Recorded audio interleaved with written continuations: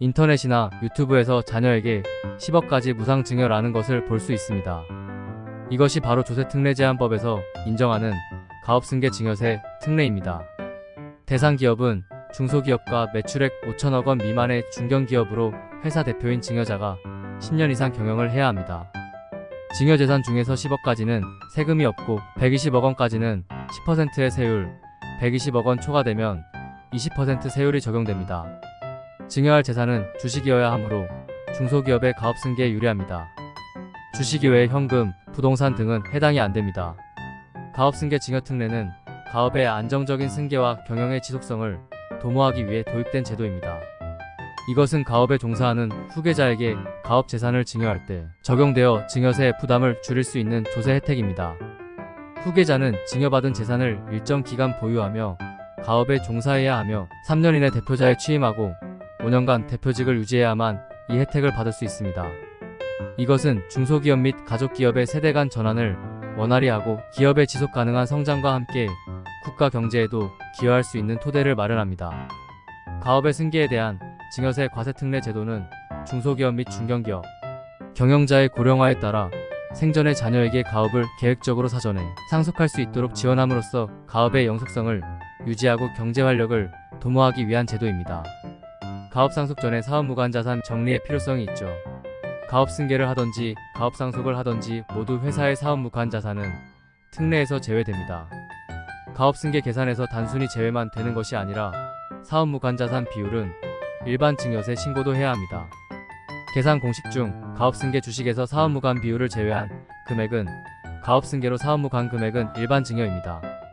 사업 무관 자산은 다음과 같습니다. 가지급금은 대표자 선지출 금액 및 영업 경비 등으로 지출하였지만 아직 장부상 정리가 되지 않은 계정입니다. 비사업용 토지는 대표적인 사업 무관 자산으로 나대지인 토지, 착공이 되지 않거나 준공기간이 지난 땅입니다. 임대부동산은 주택이나 상가 등을 타인에게 빌려주고 임대료를 받고 있는 물건입니다. 만약 제조업 회사 등이 법인 소유의 부동산을 자신의 공장으로 사용하는 것은 자가사용으로 임대용이 아닙니다. 업무무 관대여금은 관계회사나 특수관계자 등에게 금전을 대여하고 회수하지 못한 금액으로 반드시 정리가 필요하죠. 과다 보유현금과 투자자산, 골프회원권, 콘도회원권 등도 정리 대상입니다. 자회사 주식도 사업과 관련이 없는 업무무 관자산으로 가업승계에서 제외가 됩니다. 가업승계 시 과세특례의 연부연납을 활용하세요. 증여세 연부연납은 자산의 대규모 증여로 인해 한 번에 높은 세액을 납부하기 어려운 납세자에게 부담을 줄이기 위해 도입된 제도입니다. 이는 증여세를 분할하여 여러 해에 걸쳐 납부할 수 있도록 허용하는 것인데 특히 부동산이나 주식 등 고가의 자산을 자녀에게 증여할 때 유용합니다. 연부연납을 신청하려면 증여세 신고 기한 내에 신청해야 하며 증여세액이 일정 금액 이상이어야 합니다. 일반 증여세 연부연납은 최대 5년까지인데 반하여 가업승계는 20년으로 납부 부담이 대폭 줄어듭니다. 이 경우에는 이자도 함께 부담해야 하는데 가산금이라고 합니다. 종전 2016년부터 1.2%였는데 2023년부터 2.9%로 변경되었죠. 하지만 올해는 이자율 상승으로 가산이 자율이 3.5%로 인상될 예정입니다.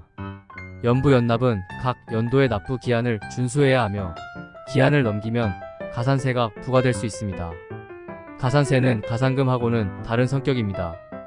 증여세 연부연납을 통해 납세자는 자금 계획의 여유를 가지고 세금을 납부할 수 있으며 세부담 완화라는 재정적 이점을 누리게 됩니다. 가업승계는 과세특례의 사후관리가 필수입니다. 만약 사후관리 위반이면 과세특례 받은 것은 무효화되고 일반 증여로 신고해야 합니다. 일반 증여로 신고한다면 증여세가 대폭 증가할 수 있습니다. 가업승계에 대한 증여세 과세특례 사후관리는 아래와 같습니다. 1. 가업을 승계하지 않는 경우 증여세 신고일까지 가업에 종사하지 아니하고 증여일로부터 3년 이내 대표이사 취임하지 않는 경우 2. 증여받은 날부터 5년 이내 정당한 사유 없이 다음에 해당하는 경우 가업에 종사하지 않거나 가업을 1년 이상 휴업 폐업하는 경우 수증자가 증여일로부터 3년 이내에 대표이사로 취임하지 않거나 5년까지 대표이사 유지 않는 경우 가업의 주된 업종을 변경하는 경우는 업종 기준이 종전 중분류에서 대분류까지 완화되었습니다. 3. 증여받은 주식 등의 지분이 줄어드는 경우 증여받은 주식을 처분하는 경우, 유상증자 등을 하는 과정에서 실권 등으로 수증자의 지분이 낮아지는 경우, 단, 합병, 분할 등 조직 변경이나 상장 요건에 따른 처분, 시설 투자 사업 규모 확장 등에 따른 유상증자를 하면서 특수관계자 이외의 자에게 신주 배정하기 위해 실권하는 경우는 제외됩니다. 과세특례가 제외되는 사업자도 있습니다. 따라서 증여를 할 때 과세특례 제외 사항도 고려해야 합니다.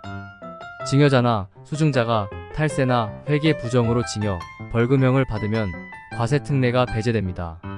예를 들어 가공이 세금 계산서를 발행하거나 부가세 매입 금액을 맞추려고 세금 계산서를 주고받으면 벌금 신고 가능성이 높습니다.